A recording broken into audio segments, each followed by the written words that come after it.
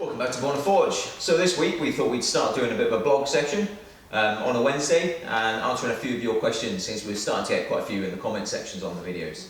Kristen, my assistant, is going to read out your questions and I'll do my best to answer them. So yeah, take it away.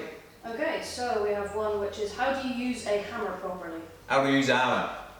You hold it like such and start hitting stuff. Without watching how you guys are actually swinging a hammer, it's quite difficult to actually see what it is that you might be doing right or what you might be doing wrong. And you know, there's so many different ways of using one of these and so many different types of hammer out there that it's a bit difficult one. So if you want to send me a video of you swinging a hammer, if you're a little bit uncertain, and comment it below, I'll do my best to have a look and see if I can offer some pointers. So how do you fix a hole in the forge? So some cheeky swine, who I know, we put this up on Facebook, right, question section, and yeah, one of the guys was, how do you fix a gas forge, because it's got a great big hole in the front, and the answer is, I'm going to rebuild a gas forge. Chopsy.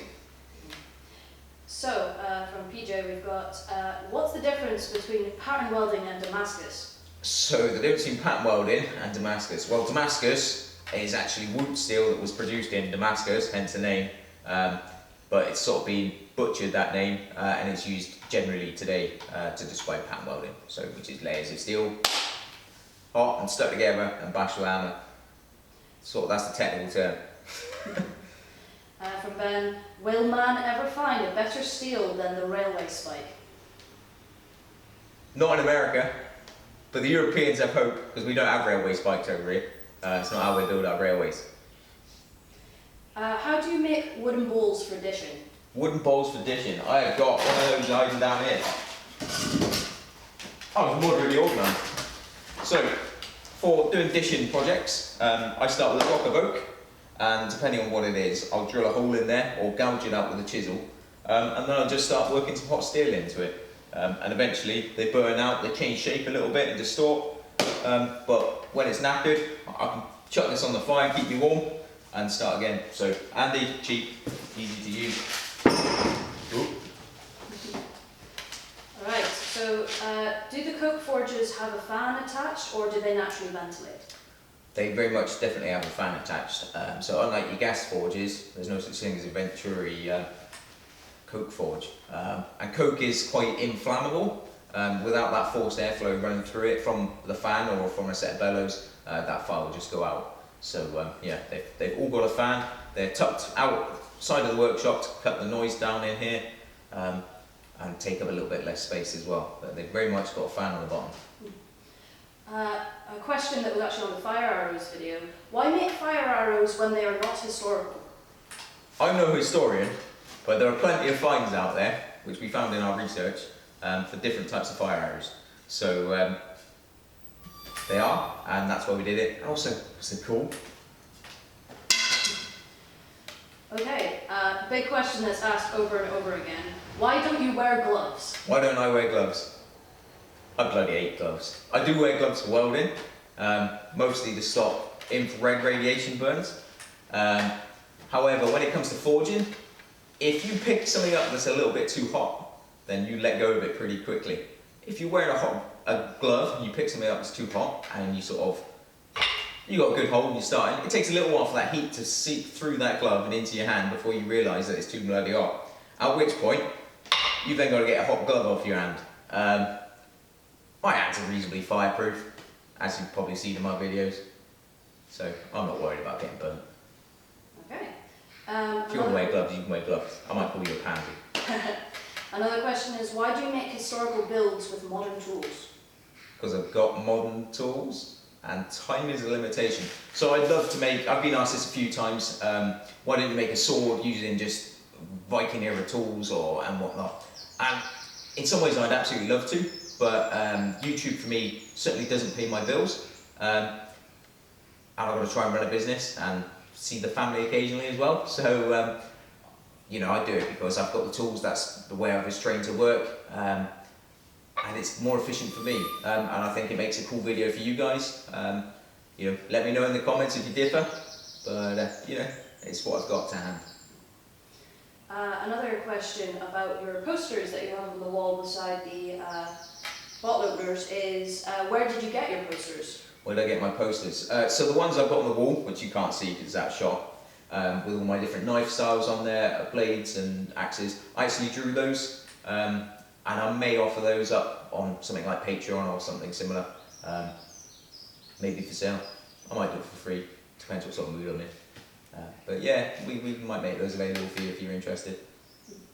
In a similar vein, can you put dimensions up in your videos? Can I put dimensions up? I'll tell you what, I'm in the process of setting up Patreon, and I think as part of that, it's only fair with that sort of funding sort of scenario that's available, and it'll be part of the Patreon package that we're going to launch for the channel, I think. So yeah, dimensions will be up. Maybe I might even do the plans and some actual technical drawings for some of those as well, and make them available to you guys on there. Cool. Another question is, which is a little bit heated occasionally, is what music is playing in the background? What's the music in my background? Now, a lot of people don't like my choice of music, and I appreciate that. So we'll modify the videos. I tend to get music from different places and use whatever I feel is appropriate for them. If you don't like it, turn the sound down. If you don't like my music, do one. So a couple of questions specifically from the Pilum video is, I thought that the Pilum was meant to break on impact. Should my Pilum break on impact? I think if you watch the video, it does break twice. I know the Javelin did.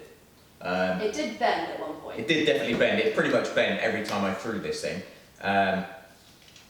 I've made this from mild steel. I haven't made it from wrought iron, purely because I haven't got any, and I'm not spending money on a fun little project where I don't need to. This does bend, so that wasn't particularly difficult. It will do that if you throw it and hit a target. It did that several times when it hit the target.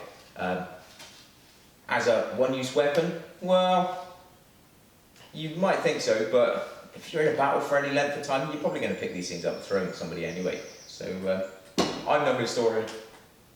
I just like making stuff. Also from some of the finds that we... yeah, there's lots of finds that are, you know, showing them bent and twisted and distorted, snapped off. I chose to use a steel pin on mine as well to actually hold it in place. There's been quite a lot of discussion that maybe that should actually be oak. But I didn't think it would be very good for the video if I'd have to fix it every time I threw the damn thing. You might differ.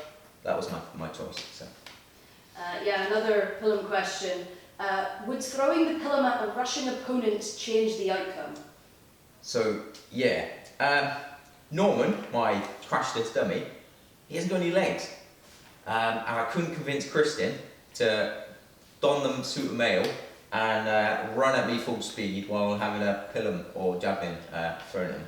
So we had to make do with standing still Norman, and I had to do the running. But yeah, absolutely, if someone's running towards you, it's going to do a lot more damage than someone stood still. So yeah, Norman's got no legs, that's why we did it. I don't want to die today. No. Yeah, and that was all the questions. That's all our questions for today. So if you guys have got any more questions, want to ask us some general stuff about blacksmithing or metalworking or any other things that might go on, or comments on our other videos, leave them in the comment section below. We'll look at maybe doing this every couple of weeks or something, and yeah, giving you guys some more info behind the scenes. Cheers guys, please click like and subscribe, and we'll see you next time.